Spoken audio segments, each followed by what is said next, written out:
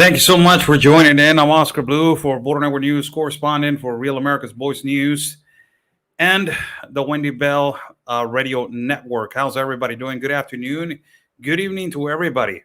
Thank you so much for joining in. Just checking, do we have sound? And the sound, if it is okay. So we will continue with our broadcast in our live feed. So thank you so much for every single one that is joining in. Now, we're going to make this really quick video, which, I just want to, relate with you guys what is going to come in the next incoming days. In the next incoming days, we're going to have it is going to be a big problem. And basically, it is Title 42. That is the number one problem that, particularly everybody knows what is going to happen after Title 42 is that if it is going to be lifted. Now, what are we going to do in the next incoming days? We are going to be traveling soon. Hopefully, we're going to be traveling soon to another border, but ultimately later on, we're going to be traveling to another country.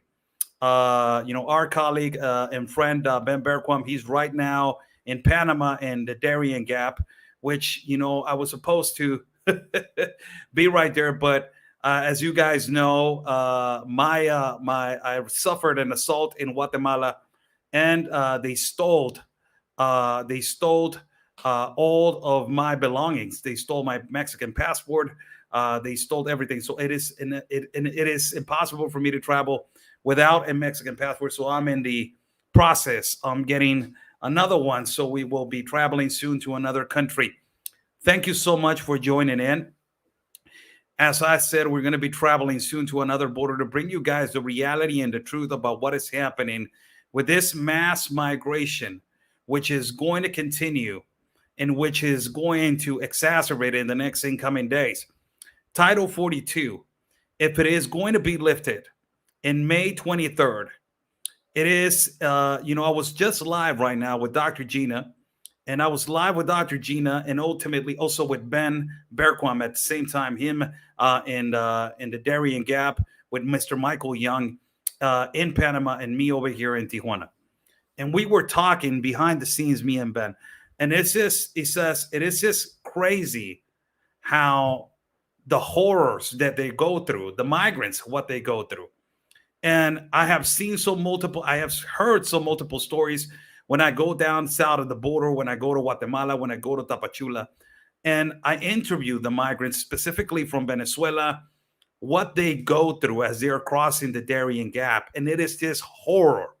And as Ben was telling me, he said there's a story of a man that came out crying because he saw another man that he was hung from a tree because he lost his son trying to cross the Darien Gap, and he could not accomplish that, so he committed suicide. It is that horrible. It's really bad. And I have heard multiple stories of what is going on in the Darien Gap, but it is just the responsibility of the Biden administration of provoking and telling people that it's okay to migrate through these kind of circumstances, that it's okay to go through these kind of horrible places. Not only that, but ultimately, where's the United Nations? Where are the authorities of these countries? The authorities of these countries, in particular, of the authority of Panama, the authority of Colombia, where are they? Where is UNICEF? Where is the United Nations standing in front of, before they enter the Darien Gap and before they walk the Darien Gap? Where are they? And it is a word that he used, Ben, as we were live right now with Dr. Gina, he used a terminology that is correct and it is more perfectly said. This is a controlled flow. What is a controlled flow? It means that it's never going to stop. Why?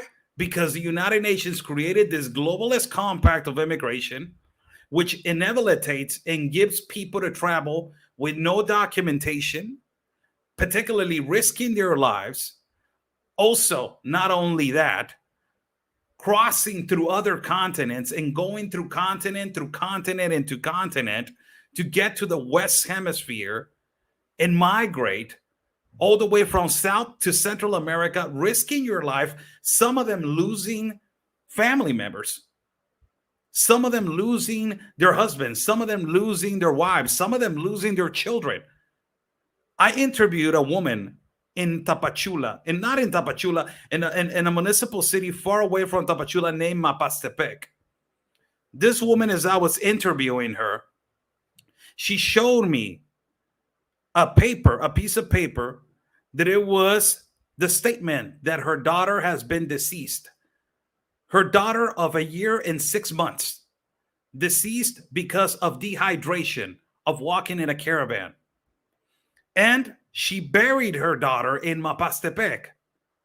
And she was waiting for a bus to go to the United States of America. After I was hearing her statement, and after I was hearing her testimony, I was just I opened my eyes and I said, are you still going to the United States of America? Are you still going over there? And she said, yes, that is the dream. And that is my promise to my child. All these people that they are risking their lives, the people that they're dying on their way up north, the people that they are losing freedom because a lot of them, they get kidnapped, they get robbed, they get raped, they get violated, they get trafficked.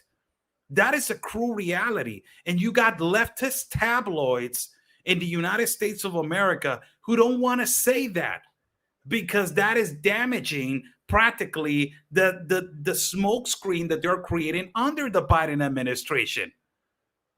This is, and the most disgusting thing about it, I don't know if you guys remember, but on the presidential debate where Biden was debating Donald Trump, he was complaining at that particular time about 500 children that they were supposedly separated from their families.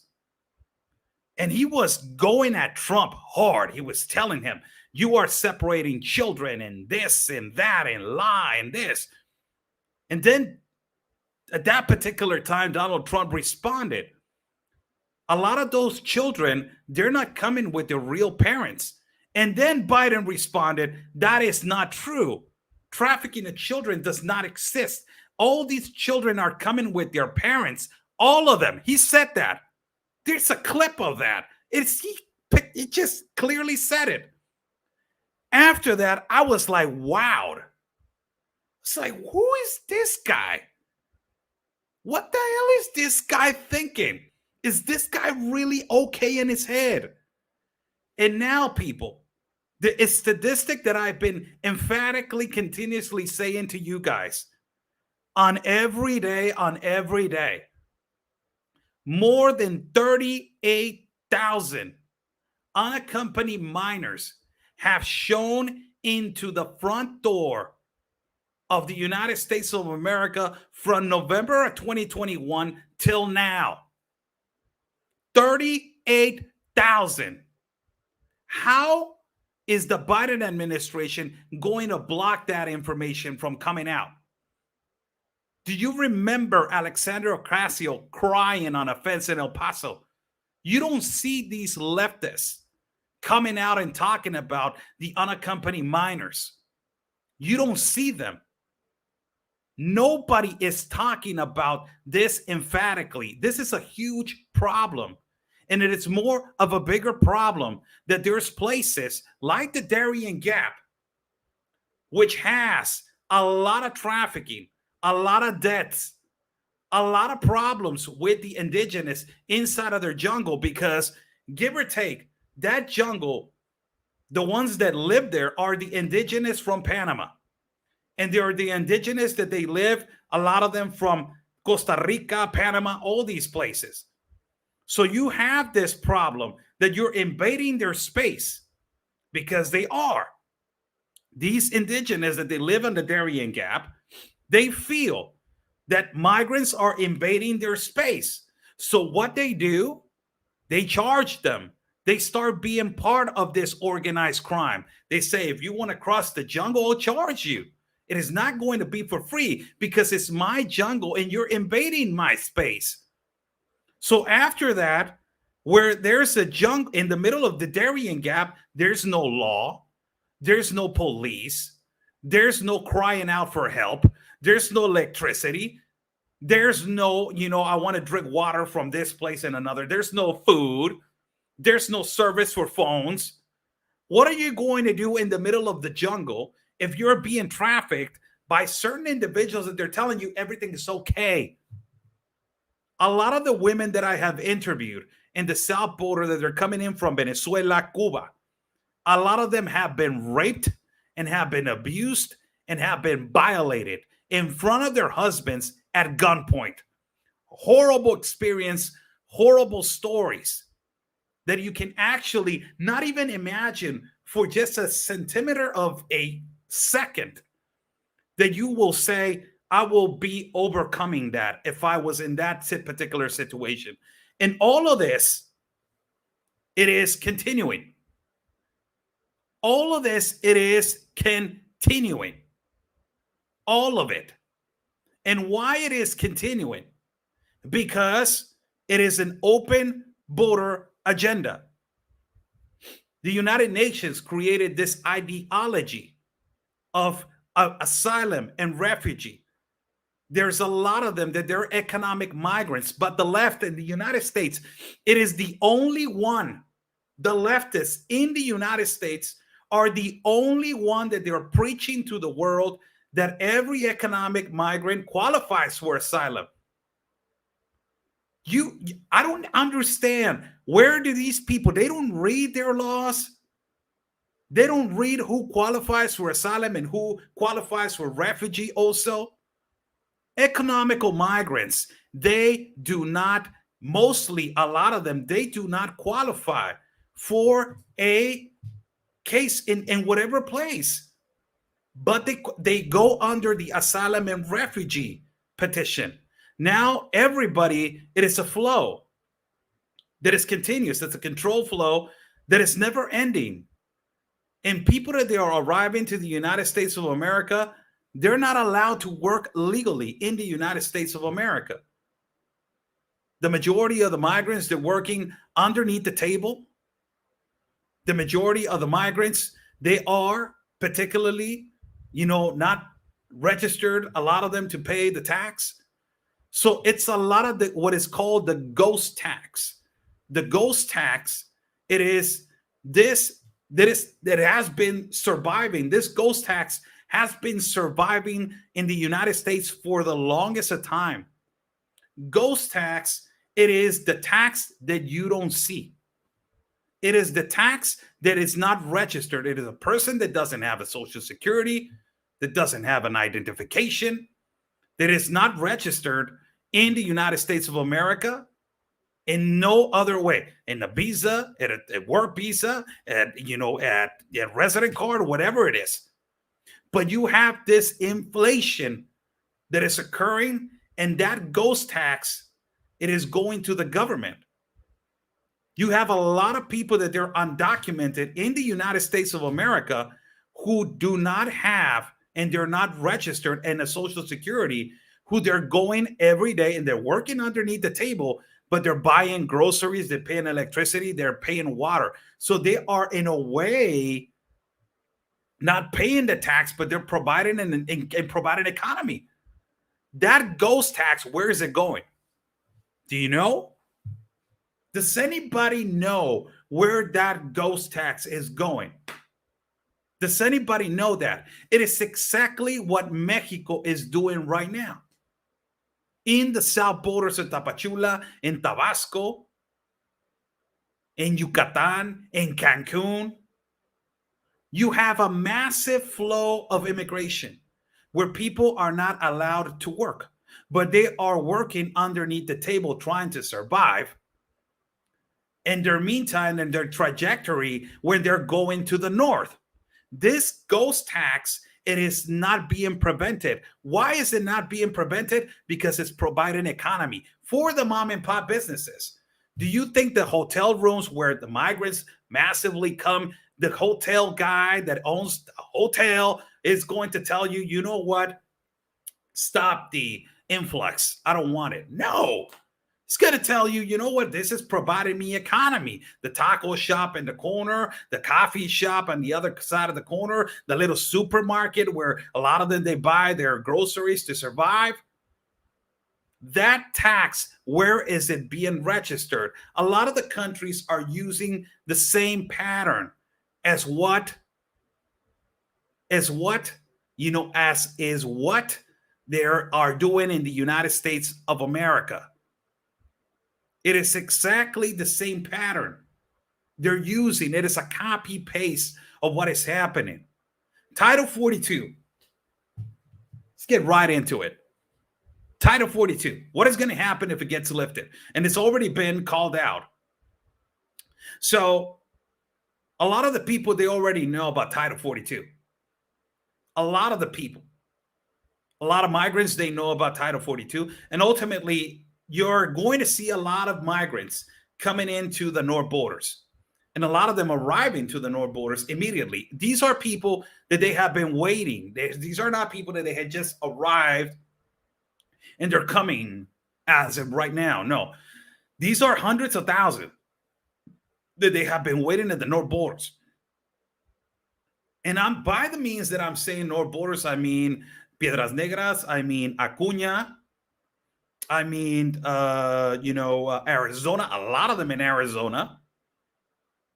And in Tijuana, the flow is more slow. But in those particular parts where you have an open border, where the whole world now knows about Del Rio, everybody in the world knows about Del Rio. Everybody. Everybody in the world knows about Del Rio. If you ask whatever migrant from the world, and if you ask him, where are you going to go through? He will tell you Del Rio, Acuña, Piedras Negras. Everybody knows about Del Rio. These are the places where there is going to be a massive flow. Arizona, Yuma, Algodones, those kind of places, the flow hasn't stopped. And it is the correct terminology, as our colleague Ben Bergquam just said, it's a controlled flow. Controlled, why? Because the other countries are not doing anything about it to stop it. Because they already know it is not my problem. I will just let it go. It is going to the United States. It is exactly what the Mexican president is doing. It's not his problem. Why in the hell he wants to deal with it? They want to go to the United States. Let them go. Until there is not a solution for an immigration reform that it needs to happen not only in Mexico, in the United States, but the whole continent of America, immigration reform needs to happen. And it needs to have the United States of America in terms to asylum laws and in terms to refugee laws, they need to understand that they're being abused. And whoever is incentivized and who's the one that is taking advantage of this, it is the cartel. It is the organized crime. That's who it is. Those are the ones that are making hundreds of thousands of dollars out of these asylum laws, that they're wide open and people are taking advantage of them. There's vulnerable people. I will tell you, a lot of them. I have seen vulnerable cases. I have seen people that they are actually cases of legitimate asylum. I have seen it. I really have. But there's cases that you already know this guy doesn't qualify, or this, these kind of people do not qualify. There is no order. That is the number one problem. There is no documented peacefully with a purpose in an orderly fashion to migrate to another country. There is none. And because there is none, there is no order. You have all these illegalities in irregular situations where there is a lot of taking advantage of certain some particular situations, which is smuggling, which is trafficking, and which is the continuous flow that is a never ending story. Title 42. Let's see what happens. Let's see what happens with Title 42. Let's see what the reaction of the Mexican president is going to be when he starts seeing a massive flow. Let's see what the Guatemala president is going to say or is going to do. Alejandro Yamatei, let's see what his response is. And also, let's see what Xiomara Castro, now the new president of Honduras, if she's going to allow people to be leaving her country at a massive flow.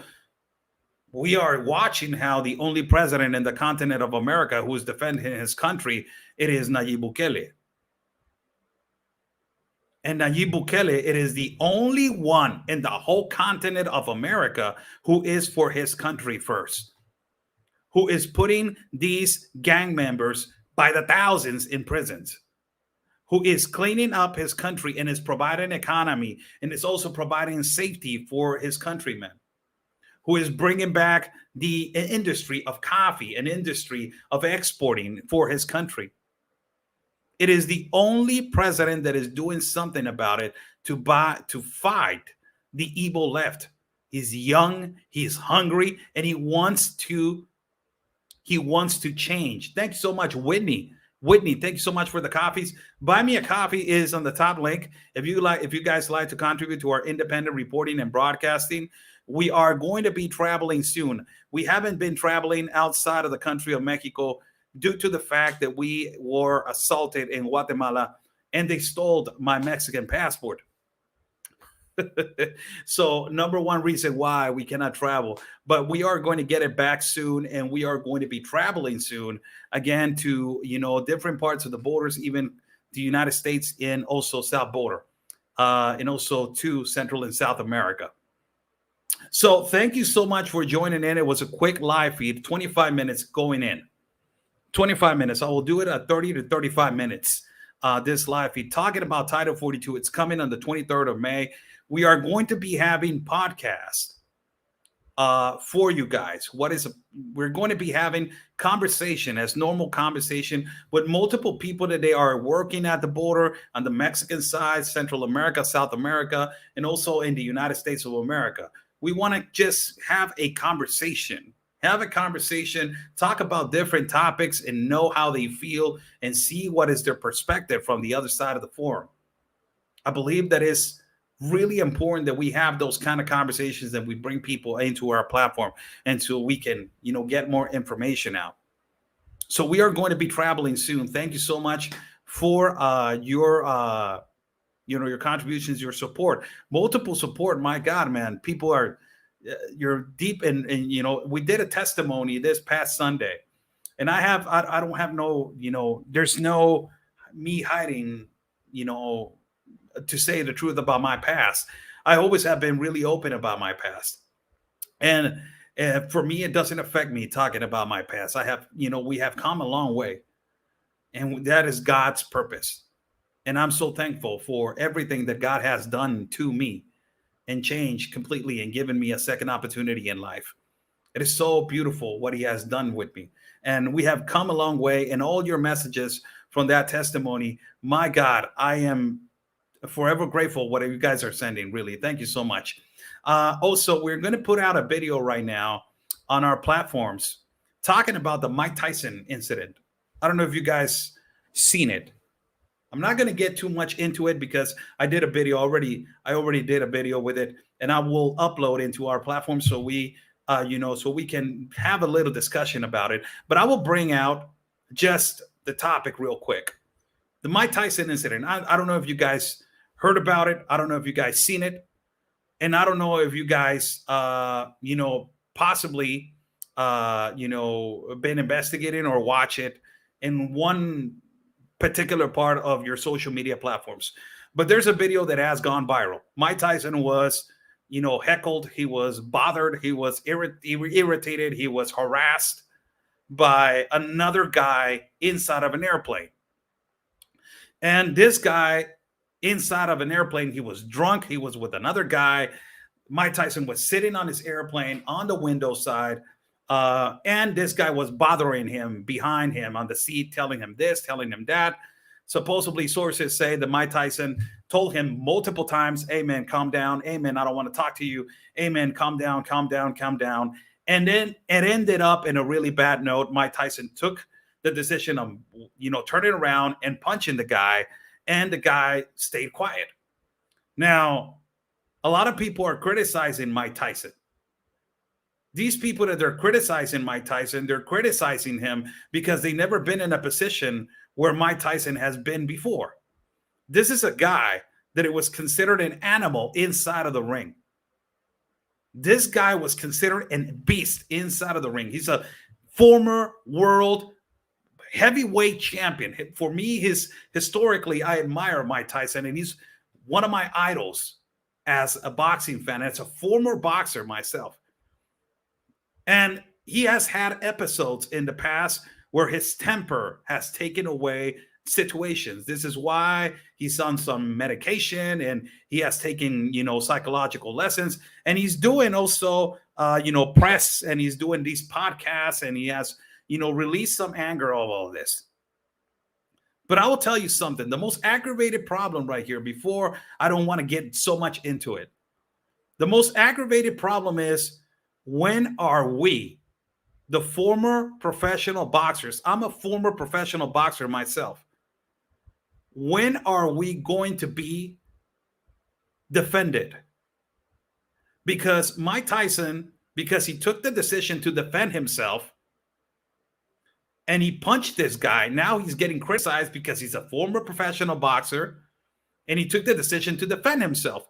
So when are we going to be able to defend ourselves? It's not that we're looking for violence. It's not that I'm a former professional boxer myself. I have been harassed in front, put a camera in front of my face, and I can facilito, defend myself with my hands and know what I got to do. But I don't do it because I know that inevitably I know what I have my ability with my hands. I know that I cannot, hurt somebody because of my ability with my hands.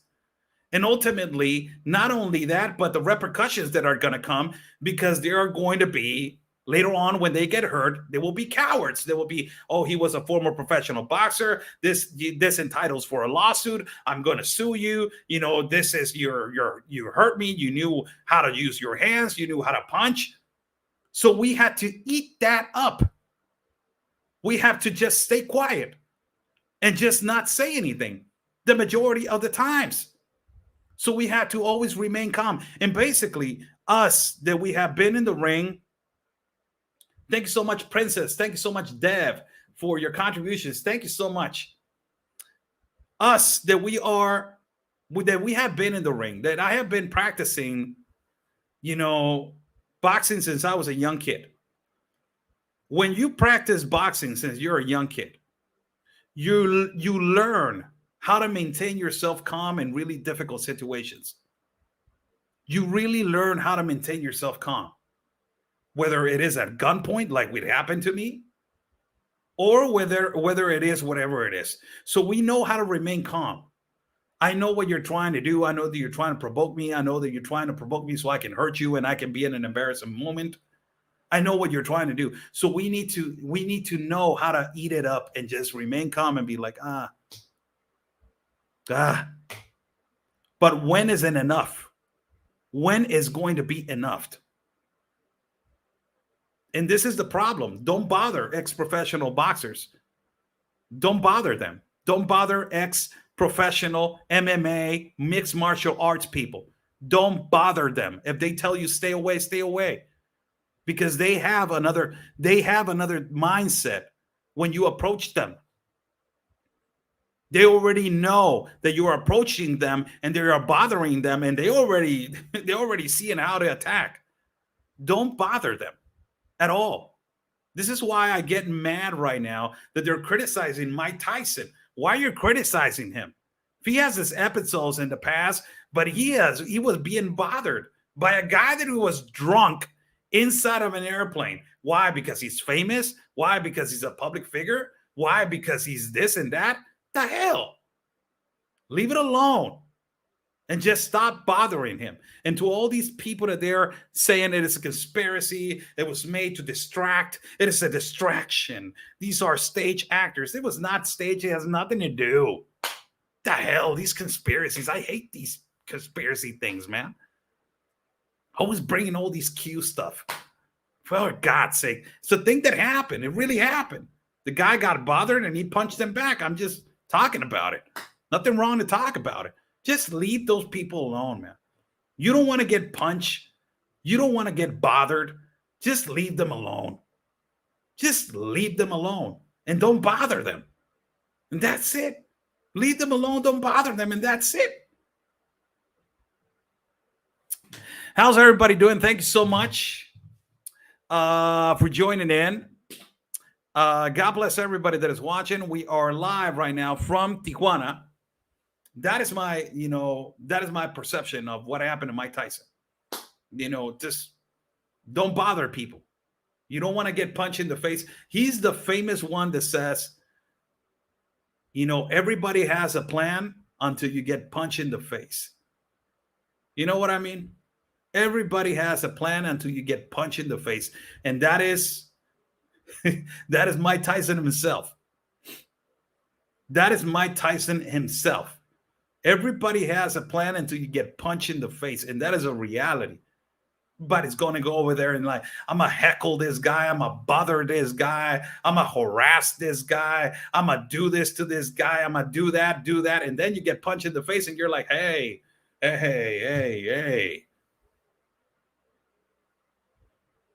You know what I mean? Thanks so much for joining in. Oscar Blue right here. We're going to have a podcast in these incoming days before I travel. Thank you for all your support. Somebody saying, do you lose weight, Oscar? Yes. Thank you so much. Wow. Thank you so much for noticing. Yes. We're going back in form. We have been training for the past 2 weeks. We have been on a boxing diet. So we have been training for the past 2 weeks. I will be having a sparring session at around, somebody's trolling right here. It's stupid trolls. At around, we're going to have a boxing session in possibly 2 weeks more. Possibly 2 weeks more. We're going to have a boxing session, a boxing sparring session. If you guys want to see that, we're going to spar, little by little. We're going to be, little by little taking it. I'm not going to, I'm 41, man. I'm not like I was like 20 years old, so we're going to take it little by little. And there's a couple of heavyweights that I always sparred, and we're going to spar those heavyweights. And also we're going to go down from, sparring with heavyweights to middleweights, and also from there to super welterweights until we are on full condition to be sparring people that they are on our, weight class. But thank you so much for joining in. Follow my partner, Real Anthony Owedo. Follow him. Also follow Ben Bergquam right now, Real America's Voice News. Download the app at realamericasvoicenews.com. They're on Roku, Hulu, all these other platforms. Beautiful. Follow him, Ben Bergquam, Real America's Voice News. Follow Michael Young right now as he is in the Darien Gap. Saying a big hug to Mr. Michael Young. Thanks so much for everything you do, sir, and to being so nice to me. Thank you so much. Also, download the app at the Wendy Bell Radio Network. Download the app at the Wendy Bell Radio Network. Go to the App Store right now and download the app. WendyBellRadioNetwork.com. Also, you can go to Wendy Bell Radio Network, or you can go ultimately on the App Store and just search Wendy Bell Radio Network. You can go over there and basically try and download the app. Say hello to Ms. Wendy Bell Radio Network. It's a great app. Go over there. Great news outlet. Go over there and get it. Thank you so much.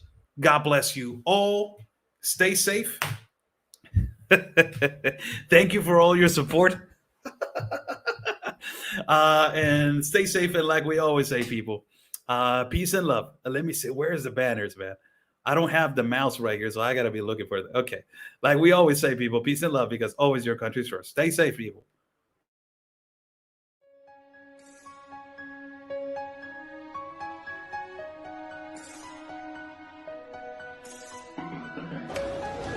We're in the middle of everything. They're carrying a child. Look at this. They're carrying a child. Look at this. This is horrible. Ustedes tienen familia, somos inmigrantes, no somos delincuentes. Somos inmigrantes, no somos delincuentes. Discúlpeme, oficial. They have encapsulated them. They're pushing. Now they're pushing. Some of them, they're escaping underneath to the ranches. Look at this, man.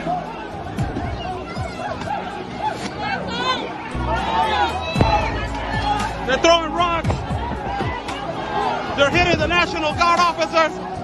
Throwing rocks over here. Gosh, what a scene to see really unfolding here, and having them use that rope so that they're all able to stay together is really interesting to see all this happen, Oscar.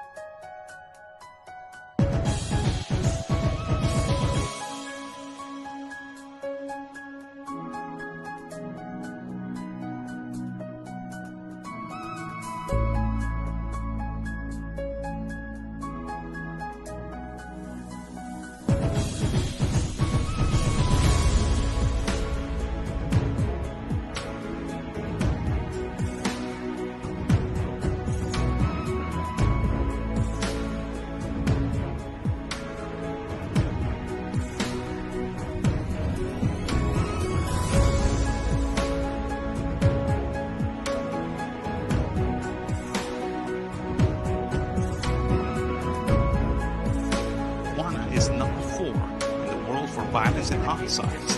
Due to this factor, the military was moved to Tijuana.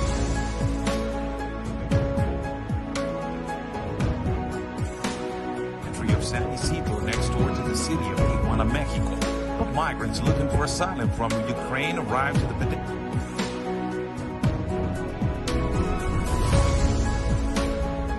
Roto, señores, las barreras. Ya no los pueden controlar. They have broke the barriers. They cannot control them.